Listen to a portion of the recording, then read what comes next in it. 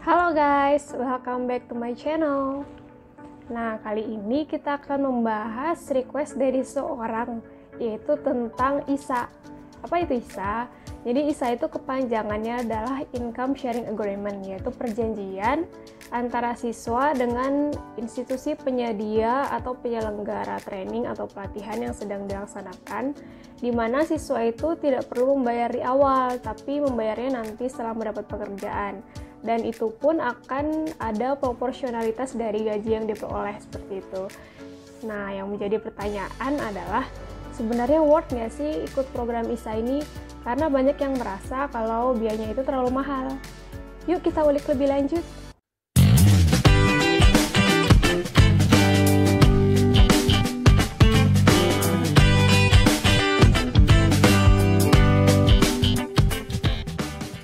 Jadi kemarin itu yang ditanyain adalah mengenai Glints Academy yang menerapkan ISA ini salah satunya. Yuk kita coba lihat ya. Nah, jadi Glints Academy ini dia menyediakan dua jenis program. Yang pertama itu adalah Career Exploration Program dan Intensive Bootcamp and Portfolio Building. Jadi yang program yang pertama yang aku sebutin tadi itu biayanya 1,5 juta rupiah. Di situ belajar tentang HTML, CSS, JavaScript, SQL, Node.js, Business Writing, dan Conversational English. Dan di sini dia bekerja sama dengan Progate. Jadi seperti nanti platformnya dia akan pakai Progate. Terus yang kedua itu ada Intensive Bootcamp and Portfolio Building, di mana ini biayanya 25 juta. Dan di sini belajar tentang Object Oriented Programming, libraries seperti React, React Native, etc. dan unit testing. Nah, di program yang kedua inilah ISA itu tersedia. Oh ya, untuk durasi programnya, kalau yang pertama itu part-time 8 minggu dan yang kedua ini full time 12 minggu. Nah, seperti apa sih programnya? Oh ya, yang kedua dia berkolaborasi dengan Binar Academy. Karena hari ini kita lagi membahas tentang ISA, jadi kita akan fokus ke yang program kedua aja ya. Nah, kalau nggak salah, aslinya itu dia ini offline programnya, tapi semenjak pandemi mulai dilakukan secara online gitu ya. Dan kalau nggak salah juga dulu aku pernah buka tentang ini, dan ini tuh programnya di Batam kalau nggak salah ya. Kalau nggak salah tuh dulu dia melakukan programnya di Batam, terus kayak bisa diikutkan dengan job fair untuk bisa mendapat pekerjaan di Singapura kayak gitu. Nah, jadi untuk yang bootcamp Glints Academy ini, di program ini akan ada pilihan untuk memilih front end, back end, atau React Native Mobile. Jadi kita milih antara tiga ini gitu ya guys. Dan setelah lulus atau wisuda dari program ini, kita akan mendapat portfolio yang siap untuk diajukan ke company yang partner sama mereka gitu. Jadi memang kita dipersiapkan untuk mendapat pekerjaan kayak gitu. Nah, kenapa ISA ini menjadi salah satu pilihan yang menarik untuk diikuti? Yang pertama, kita nggak perlu bayar di awal, jadi kita hanya fokus untuk belajar. Karena kan kadang pikiran kita tuh jadi terbagi-bagi ya, kalau misalnya kepikiran biaya kuliah, pikiran juga harus belajar. Nah, di sini kita kayak nggak perlu mikirin biaya kuliahnya, kita hanya fokus untuk belajar. Terus yang kedua, apa yang kalian bayar nanti itu berdasarkan apa yang kalian peroleh. Jadi misalnya gaji kalian berapa, nah itu bayarnya beda sama yang gajinya berbeda kayak gitu.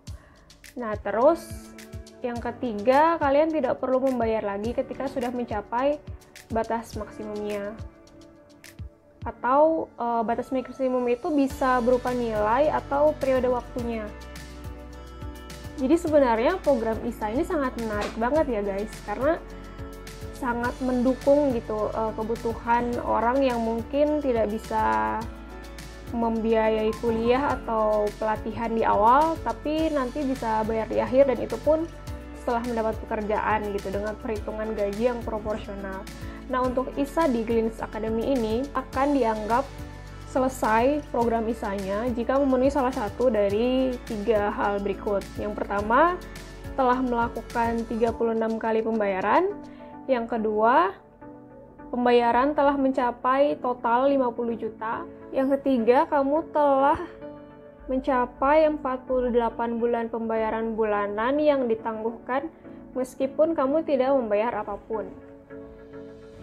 Nah, jadi perhitungan ISA untuk di Glints Academy itu dia akan mengambil 20% dari gaji yang kalian peroleh setelah lulus dari sini. Jadi misalnya gaji kalian 5 juta gitu ya. Nah, itu diambil 20%-nya untuk mencicil biaya pelatihan yang telah kalian ikuti sebelumnya. Nah, terus kalian juga wajib melakukan pembayaran ke Glints Academy ini ketika kalian memiliki gaji minimal 5 juta. Jadi kalau di bawah itu kalian nggak perlu melakukan pembayaran. Jadi simulasinya kayak gini. Misalnya di tahun pertama gaji kalian itu 5 juta. Nah, 20% dari 5 juta itu kan 1 juta ya. Nah, 1 juta dikali 12 itu kan 12 juta. Nah, di tahun kedua nih misalnya kalian mengalami kenaikan gaji menjadi 7,5 juta. Dan 20%-nya itu senilai 1,5 juta dikali 12 menjadi 18 juta. Nah, di tahun ketiga, kalian mendapatkan gaji misalnya 10 juta, 20%-nya kan 2 juta. Nah, itu kalian tidak perlu membayar sampai 12 bulan, karena pada saat bulan ke-10, itu kalian sudah mencapai nilai maksimum pembayaran yaitu 50 juta. Jadi sebenarnya intinya sih total pembayaran yang harus kalian bayar itu 50 juta gitu. Nah, menurut kalian sebenarnya worth nggak sih untuk mengikuti program ISA ini? Karena ada yang merasa kalau jumlah segitu tuh kegedean gitu, karena mikirnya tuh kayak kalian setelah dapat kerja terus masih punya utang istilahnya. Misalnya dengan simulasi gaji yang tadi berarti kalian selama 3 tahun harus mencicil utang yang tadi gitu. Nah, tapi mungkin kan ada pertimbangan lain juga ya untuk yang mengikuti program ISA ini, karena kalian itu benar-benar dipersiapkan untuk bisa mendapatkan pekerjaan di bidang tersebut gitu. Nah, kalau misalnya kalian nggak ikut program ini, kan mungkin peluangnya jauh lebih kecil ya, kecuali kalian memang benar-benar berkeinginan kuat dan rajin ikut pelatihannya kayak gitu. Karena di Glints Academy ini kan kalian akan benar-benar dimonitoring gitu untuk keberjalanannya gitu kan.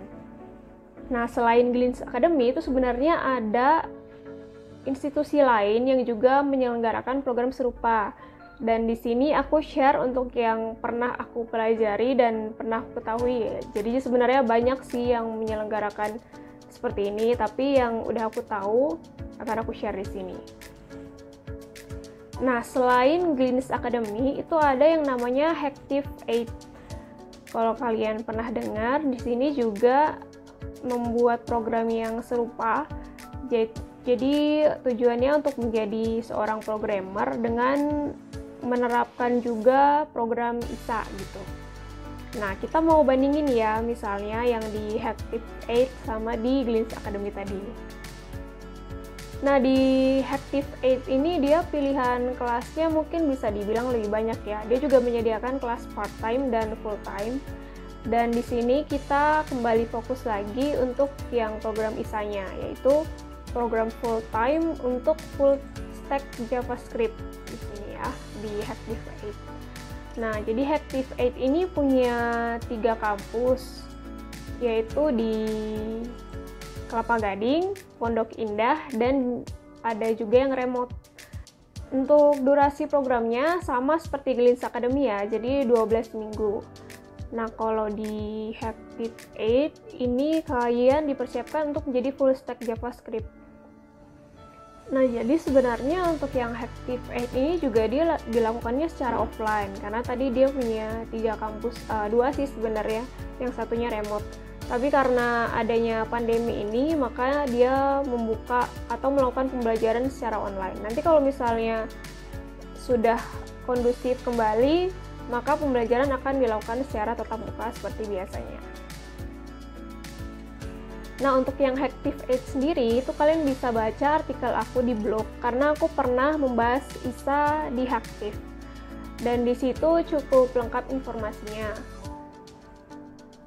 Nah, kalian bisa dapat informasi lebih lengkap dari blog aku karena waktu itu aku udah pernah juga melakukan request silabusnya. Jadi di blog aku itu emang artikelnya bisa dikatakan lebih lengkap daripada yang di webnya dia sendiri gitu ya. Nah, di Hactive ini kalian akan mempelajari dasar-dasar programming seperti HTML, CSS, Object Oriented Programming atau OOP, version control, Git, terus ada tools pembuat aplikasi seperti untuk web maupun mobile, terus belajar JavaScript ES6, database with PostgreSQL, MongoDB, deployment and scaling, terus ada test driven development atau TDD. Terus juga disupport dengan working dynamics in development team, yaitu kalian akan mempelajari project management, terus pair programming, dan individual portfolio. Nah, jadi di Hactive8 ini sendiri tersedia 4 fase dari fase 0 yang disebut preparation phase dan fase 1-3 yaitu immersive phase. Nah, di preparation phase ini kalian akan mempelajari selama 4 minggu fokus untuk dasar-dasar pemrograman. Terus masuk ke immersive phase-nya, di fase 1 kalian akan belajar cara berpikir seorang developer dan menguasai dasar-dasar full stack JavaScript. Terus di fase 2 kalian akan belajar dasar-dasar arsitektur client server untuk dapat membuat struktur database yang lebih fleksibel di back-end. Terus yang ketiga, di fase 3 kalian akan mempelajari layanan microservice yang berguna untuk membuat situs web yang lebih kompleks dan dapat diskalakan.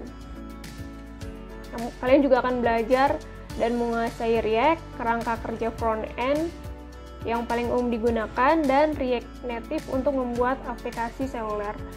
Jadi semoga aku nggak salah menyimpulkan ya, tapi kalau dibandingkan dengan Glints Academy, itu kalau nggak salah tadi di Glints Academy itu kalian memilih antara 3 tadi gitu ya. Nah, kalau di Hactive8 ini kalian jadi full stack developer yang mana kalian pelajari semuanya gitu. Tapi nanti kita lihat ya biayanya. Nah, selain belajar hard skill, kalian juga akan mempelajari soft skill nih yang nggak kalah penting di dunia kerja. Apa aja? Yaitu ada yang pertama engineering empathy, dan yang kedua career development. Jadi engineering empathy atau EE ini adalah kurikulum emotional intelligence untuk menciptakan growth mindset.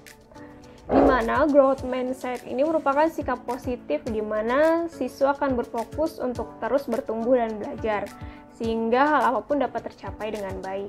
Itu istilah growth mindset itu sangat familiar gitu ya di sini. Nah, yang selanjutnya tuh ada career development, yaitu bagian penting dari kurikulum persiapan kerja. Pada sesi career development ini, siswa akan dibimbing dalam pembuatan CV, profiling in, dan lain-lainnya. Oh ya, Hactive8 ini juga tergabung dalam CIRR loh.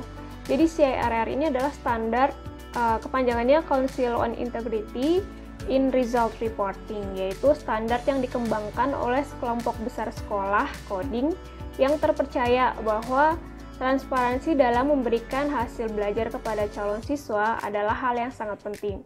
Jadi dia di sini juga melampirkan CIRR reportnya seperti itu, dan aku juga udah pernah download. Jadi CIRR ini memperlihatkan report hasil pembelajaran sebelumnya. Seperti contohnya ini yang aku punya untuk H2 2018. Jadi di situ akan ada beberapa informasi yang sangat penting dan menarik untuk kita ketahui, seperti berapa lama siswa itu lulus secara on time. Nah, itu kita bisa lihat di situ. Contohnya di sini adalah sebanyak 11,8%. Terus kita juga bisa melihat berapa banyak lulusan yang mendapat pekerjaan dalam kurun waktu 90 hari atau 3 bulan dan juga 6 bulan. Dan ini datanya dinamis ya, jadi harusnya dia akan selalu mengupdate. Kebetulan yang aku udah punya ini yang 2018, mungkin udah ada yang baru juga. Nah, di sini kita bisa jadi pertimbangan juga untuk melihat seperti apa profil dari lulusan Active 8 ini gitu. Nah, terus ada juga info mengenai job titles yang lulusannya itu biasanya apa aja, paling banyak apa. Ini kayak contohnya di sini tuh ada software engineer paling banyak 30%, terus ada full stack engineer, developer, front end engineer, instructor. Nah, itu bisa kalian lihat di reportnya, dan ini sangat membantu kita untuk mungkin untuk mengambil keputusan juga ya untuk ikut program ini atau enggak. Nah, berapa sih biaya program di Active 8 ini? Jadi kalau secara normal itu biayanya 40 juta rupiah. Kalau kita bandingkan sama Glints Academy tadi, dengan mungkin bisa dibilang kurikulum yang berbeda ya. Kalau Glints Academy tadi itu biaya normalnya 25 juta, di Active 8 40 juta. Nah, berbeda dengan Glints Academy, di Active 8 ini kalian diwajibkan untuk mulai membayar ketika penghasilan minimum kalian adalah 10 juta rupiah. Jika tidak memenuhi jumlah minimum ini, kalian tidak punya kewajiban untuk membayar. Dan jumlah yang diberikan itu 15%. Kalau di Glints Academy tadi 20% ya. Dan batas maksimum pembayaran itu sebanyak 60 juta. Terus batas maksimum waktunya itu adalah 36 bulan. Kita bandingkan sama yang Glints Academy itu tadi adalah 48. Dibandingkan dengan Glints Academy itu 48 bulan. Atau 48 bulan itu berarti 4 tahun ya. Kalau di Active 8 itu maksimal 3 tahun, 36 bulan. Jadi ketika sudah melewati batas maksimum ini, gaji siswa tidak akan dipotong lagi untuk bulan selanjutnya. Nah, sebagai informasi tambahan untuk Glints Academy, dia servis untuk ISA-nya bekerja sama dengan Dana Cita. Belum tahu lebih lanjut mengenai Dana Cita, mungkin kalian bisa searching sendiri ya. Oh ya, untuk CIRR dari Active 8 itu diupdate setiap 6 bulan ya. Dan di sini dia sudah posting untuk H1 2019. Jadi kalian bisa, misalnya kalian tertarik dengan program ISA, kalian bisa bandingin antara dua institusi tadi. Nah, untuk profil dari Glints Academy dan Active 8 ini bisa kalian lihat dan bandingkan juga dari webnya. Kita bisa lihat kalau secara angka di Glints Academy ini sudah meluluskan lebih dari 100 alumni, terus placement rates-nya di 89%, dan memiliki lebih dari 120 hiring partners. Terus kalau kita bandingkan dengan Active 8 ini sudah mencetak 1000 lebih alumni dan memiliki 250 lebih hiring partners. Dan gaji rata-rata alumni itu di 11 juta rupiah. Nah, sebenarnya dari sini kita bisa bandingin juga ya, kalau secara institusi yang sudah lebih berpengalaman mungkin yang mana. Nah, yang jadi pertanyaan itu adalah sebenarnya worth nggak sih untuk ikut program ISA ini? Di sini kita buka diskusi aja ya. Karena ada yang berpendapat kalau dengan biaya total 60 juta sama 50 juta itu terlalu tinggi gitu untuk menjadi nilai dari apa yang kita peroleh. Kenapa? Ada beberapa alasan yang aku dapat, yaitu yang pertama, kita bisa mempelajari semuanya itu sebenarnya bisa dipelajarin sendiri kok, walaupun gak ikut kelas kayak gini gitu, gak usah ikut bootcamp atau program ISA ini gitu ya. Terus yang kedua, kita juga bisa ikut misalnya tuh kayak sekolah. Jadi misalnya ikut kuliah itu tuh katanya ada yang berpendapat bahwa kuliah pun bisa dapat ijazah istilahnya, itu bisa biayanya jauh dibandingkan dengan biaya ISA ini gitu. Dan yang ketiga, ketika kalian diterima kerja, itu mau kalian jalur ISA, jalur Active Aid, jalur Lins Academy, atau jalur normal, jalur biasa, kalian akan memulai pekerjaan dengan yang sama gitu. Maksudnya tidak ada perbedaan yang signifikan atau perbedaan yang terlihat lah. Lulusan ISA sama enggak, itu tuh akan mendapat pekerjaan yang lebih baik, itu enggak juga gitu. Karena gimana pun juga saat mendaftar pekerjaan nanti, itu yang dilihat adalah pengalaman kita gitu. Dan ujung-ujungnya kan sebenarnya balik-balik lagi ke kita ya. Gimana kesiapan kita untuk menjadi seorang developer atau bekerja di perusahaan digital misalnya, seperti itu. Nah, kalau menurut kalian sebenarnya gimana? Kalau menurut aku nih ya, untuk melihat dari berbagai sisi, yang pertama ini semua sebenarnya bisa dipelajari secara individual gitu. Aku setuju. Nah, tapi itu juga membutuhkan motivasi yang kuat dan semangat yang nggak pernah putus gitu. Sebenarnya program ini tuh tidak harus ISA sih. Jadi ada juga program yang misalnya kalian bayar di awal gitu ya. Sebenarnya kan perbedaannya ISA sama bayar di awal itu kan cuman di perbedaan waktu pembayarannya. Kalau kalian bayar di awal lebih murah gitu dibandingkan kalian bayar cicil nanti gitu. Dan itu sebenarnya menurut aku wajar seperti itu. Nah, gimana kalian menilai dari apa yang kalian dapat gitu? Sebenarnya ini subjektif sih, jadi emang bergantung orangnya gitu. Kalian bisa dapat pekerjaan impian kalian mungkin ya istilahnya, kalian siap nggak gitu memberikan nilai balik? Jadi sebenarnya balik lagi ke kaliannya sih, merasa nilai 50 juta, 60 juta itu yang dicicil selama 3 tahun atau 4 tahun itu sebenarnya worth nggak dengan kalian mendapat pekerjaan dengan gaji minimal 5 juta atau 10 juta itu gitu di dunia yang sesuai gitu ya dengan apa yang kalian pelajari atau di dunia developer gitu. Karena kan secara lapangan pekerjaan tuh sebenarnya sangat dibutuhkan ya guys. Jadi untuk belajar menjadi developer itu sangat worth untuk dilakukan.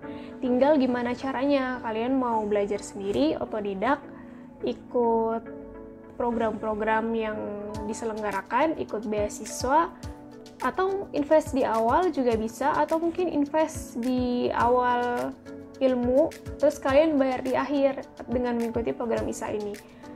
Nah, untuk alasan yang kedua, untuk mengikuti kuliah, sebenarnya sih pasti akan ada perbedaannya ya. Kuliah dengan mendapatkan gelar sama kalian cuman ikut program misalnya 12 minggu, itu dari sisi waktu sendiri menurut aku juga udah berbeda gitu ya. Kita kuliah normal, mungkin kalau memang ada tempat yang biayanya lebih murah, dibandingkan dengan kita belajar fokus cuman 12 minggu atau 3 bulan udah siap gitu terjun ke dunia kerja, ya sesuatu yang memang sangat berbeda dan mungkin setiap orang punya interest yang berbeda juga. Terus kalau untuk pekerjaan sih emang pada akhirnya kita akan mendapatkan pekerjaan yang memang sesuai dengan kapabilitas kita gitu ya. Karena gimana pun juga mau kita belajar seperti apapun caranya, semuanya kan balik lagi ke diri kita, keinginan kita, motivasi kita gitu ya. Kita bisa lolos atau enggak lulus dari program apapun yang sedang kita jalani itu juga bergantung diri kita sendiri gitu kan. Cuman mungkin kalau misalnya kita ikut program ISA itu kita istilahnya motivasinya mungkin bisa lebih lebih rendah dibandingkan dengan kalian invest di awal. Tapi ya itu resikonya di akhirnya kalian harus membayar istilahnya hutang ilmu gitu yang telah kalian dapatkan di awal gitu. Jadi sebenarnya banyak yang sebenarnya yang aku tahu kemungkinan yang berpendapat kalau memang program ISA ini kurang worth dilakukan, atau bahkan jangan ISA-nya deh, yang program bayar di awal juga mungkin ada yang merasa 25 juta atau 40 juta itu terlalu mahal gitu ya.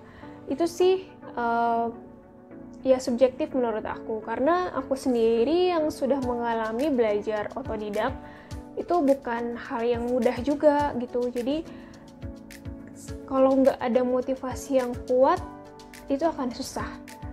Tapi kalau misalnya kalian merasa ada sesuatu yang memaksa kalian untuk menyelesaikan ini gitu sampai akhir, itu akan lebih memicu gitu diri kita gitu kan. Selain itu juga kalian akan fokus, karena kalau kalian ikut program yang seperti ini itu kalian benar-benar fokus selama 3 bulan non-stop ya, belajar itu aja gitu. Kalian nggak perlu mikirin yang lain kecuali masalah kehidupan ya.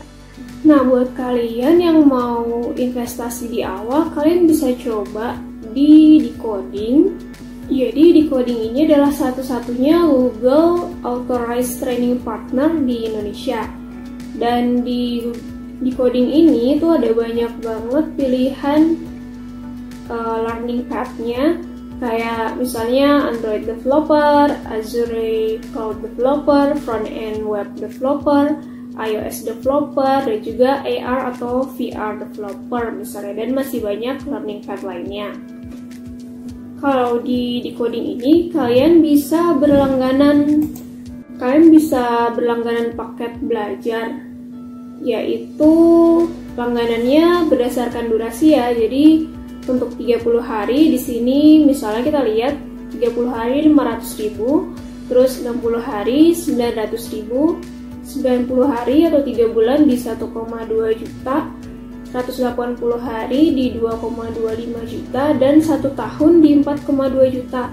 Nah, mungkin kalian terlintas gitu ya, oh kalau gitu ikut pakai Decoding aja, 3 bulan belajar cuma 1,2 juta dan kalian bisa akses kelas di Decoding gitu kan. Nah, ini balik lagi ke kemampuan kita juga. Kita bisa nggak belajar otodidak seperti itu? Karena nanti yang menentukan waktu belajarnya kan diri kita sendiri lagi kan. Apakah kita bisa misalnya menyelesaikan kelas itu tepat waktu atau enggak? Karena kalau misalnya kita nggak bisa menyelesaikan tepat waktu, ya kita harus perpanjang lagi masa belajar kita gitu. Dan semakin lama waktu belajar juga semakin banyak biaya yang dikeluarkan kan. Nah, tapi ini juga bisa menjadi pertimbangan atau bisa jadi semangat juga supaya kita bisa lebih selesai gitu menyelesaikan kelas-kelasnya.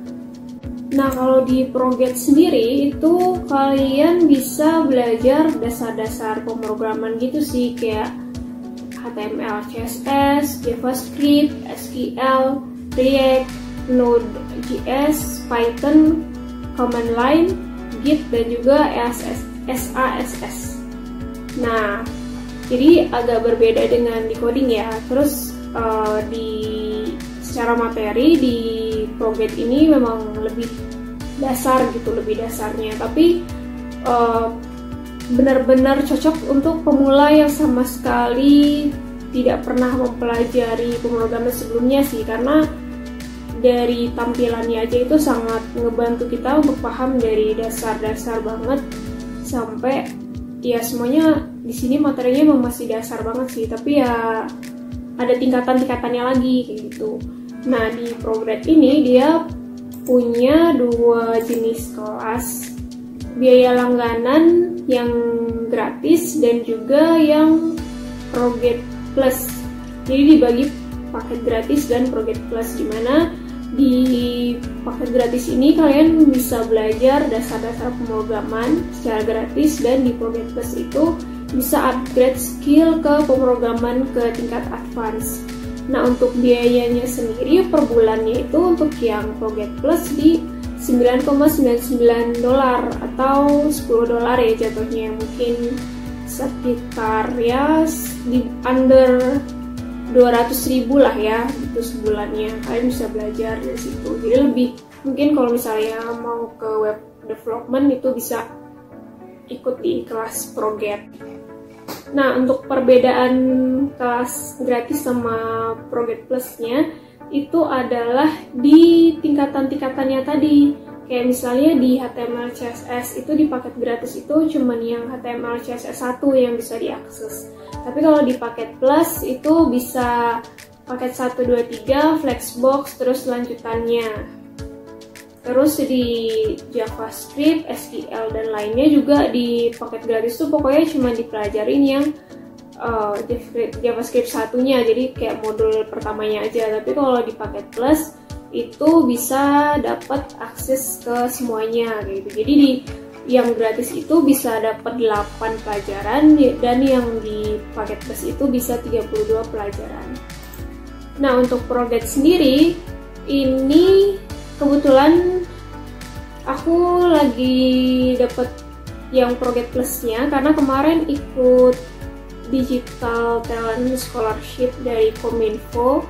Setelah kita lulus DTS yang HTML CSS itu bisa dapat akses gratis sampai akhir tahun di Prograde Plus gitu. Jadi sekarang lagi ikut yang ini. Nah, jadi sebenarnya mending ikut yang mana ya? Balik lagi ke diri kalian ya, dan mungkin kalau kalian punya pendapat bisa sharing di komentar, karena kita bahasan utamanya kan sebenarnya tentang ISA ya.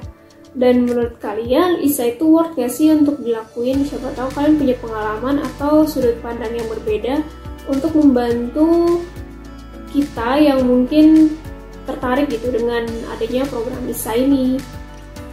Nah, aku mau kasih tips dan trik untuk kalian yang ingin mencoba belajar menjadi developer atau berkarir di bidang developer. Sebenarnya berkarirnya itu bisa sebagai karyawan, bisa juga untuk konsumsi pribadi sih. Kayak misalnya kalian mau mengembangkan aplikasi atau web untuk bisnis kalian itu juga bisa gitu.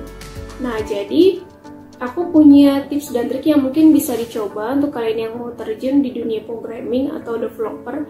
Yang pertama itu kalian tentukan dulu mau fokus di mana, karena agak sulit juga sih kalau misalnya mau bisa semuanya gitu. Karena kayak misal aplikasi Android sama iOS itu kan juga di ininya berbeda gitu kan. Tapi sekarang udah ada sih kayak bahasa pemrograman yang bisa dipakai ke dua-duanya. Jadi mengenai bahasa pemrograman sendiri itu juga setiap waktu selalu ada update dan kita harus bisa beradaptasi dengan bahasa-bahasa baru, dan bahasa-bahasa baru itu biasanya lebih memudahkan sih, jadi emang worth untuk dipelajarin sebenarnya. Setelah kalian menentukan mau fokus di bidang apa atau kalian mau fokus mempelajari apa, itu kalian bisa coba searching atau googling jenis pekerjaan atau posisi pekerjaan yang ingin kalian lamar. Itu kalian bisa lihat di situ keahliannya itu yang dibutuhkan apa aja, atau kalian bisa survei pasar dulu lah gitu, kayak misalnya mau jadi full stack developer atau mau jadi front end, back end tuh dasar-dasar yang harus kalian punya itu apa. Nah, dari situ kalian bisa tarik mundur untuk membuat program apa aja yang harus kalian pelajari gitu, karena biasanya setiap perusahaan itu punya kualifikasi yang berbeda-beda untuk setiap jobnya gitu kan. Setelah kalian mengetahui keahlian apa yang harus kalian miliki, di situ baru kalian mencari cara untuk bisa mempelajari hal tersebut gitu. Kalau misalnya lagi ada program beasiswa, karena sekarang lagi memang sedang gencar-gencarnya ya pemerintah maupun swasta untuk meningkatkan tenaga kerja atau SDM di bidang teknologi, itu kalian bisa coba beasiswa-beasiswa yang sedang dibuka. Jadi bisa persiapkan juga, misalnya pas lagi daftar beasiswanya itu mau daftar yang program apa gitu. Kayak misalnya kalian mau fokus di Android developer atau di machine learning atau di web development. Nah, itu kalian bisa coba fokus ke salah satu aja dulu. Kayak misalnya aku mau sharing saat ini tuh lagi ikut yang Prograde itu untuk web development. Terus lagi juga, jadi aku sekarang itu lagi ada 3 program sih yang kebetulan mereka semuanya bentrok, jadi paralel gitu dilakuinnya. Yang pertama tuh yang tadi Prograde untuk web development, terus machine learning dari beasiswa Oredo, Indosat Oredo. dan itu kerjasama sama Decoding. Jadi Indosat sama Decoding, terus Polget sama Kominfo. Yang ketiga itu adalah untuk Android development, untuk bisa yang BDD aku kasih tahu kemarin, tapi itu masih di tahap ininya ya, tahap yang awalnya, karena itu kan kelas BDD itu sebenarnya untuk yang fundamental Androidnya. Nah itu masih dalam tahap seleksi, jadi aku masih di tahap lagi mempelajari kelas awal yang harus lolos dulu untuk tahap selanjutnya diseleksi kembali kayak gitu. Jadi kalian bisa memulai dari yaitu tadi, kalian mau fokusnya di mana dulu, karena kalau misalnya udah tahu mau fokus di mana, itu bisa lebih gampang untuk menentukan cara untuk bisa mencapainya gitu. Dan bisa misalnya ada program atau apa, kalian bisa langsung fokus aja, karena sekarang memang lagi gencar-gencarnya banget lah ada program-program kayak gitu. Kalaupun belum bisa ikut yang tahun ini atau yang udah lewat, kalian bisa mempersiapkan diri untuk beasiswa di tahun selanjutnya kayak gitu guys. Nah itu tadi sedikit sharing aku mengenai ISA dan juga program untuk belajar selain ISA yang bisa kalian ikutin. Kalian bisa pelajarin sendiri juga ya plus minusnya dari dua yang udah aku kasih tahu tadi. Jadi kalau misalnya kalian memang benar-benar niat banget, itu pasti ada jalan gitu guys. Jadi kalian harus punya keinginan yang kuat dulu, karena nanti ketika kalian sudah masuk ke kelasnya, sudah mulai belajar, itu akan lebih sulit lagi gitu. Karena ya kalian tahu sendiri gitu kan, mempelajari sesuatu yang baru, apalagi misalnya kalian backgroundnya itu bukan dari IT gitu. Nah itu pasti akan jauh lebih sulit kan dibandingkan yang memang sudah pernah mempelajari atau tahu dasar-dasarnya. Jadi harus punya keinginan yang kuat dulu dan harus yakin kalau memang kalian mau menempuh di jalan itu gitu. Karena sayang aja sih kalau misalnya udah masuk misalnya terus gak jadi. Tapi ya nggak apa-apa, kalau misalnya kalian masih mau coba-coba, kalian bisa coba yang program beasiswa. Jadi kalian bisa coba dulu, lihat dulu apakah kalian cocok masuk ke bidang tersebut atau enggak. Kalau misalnya merasa cocok, bisa dilanjut. Kalaupun enggak, seenggaknya nggak sayang kan keluar duit. Ya kayak gitu sih pertimbangannya. Sekalipun kalian nggak ikut beasiswa, pertimbangan untuk ikut kelas-kelas online atau ikut ISA itu bisa jadi pertimbangan juga kalau menurut kalian itu bisa mendevelop diri kalian atau bisa memberikan sesuatu yang lebih lah buat diri kalian kayak gitu.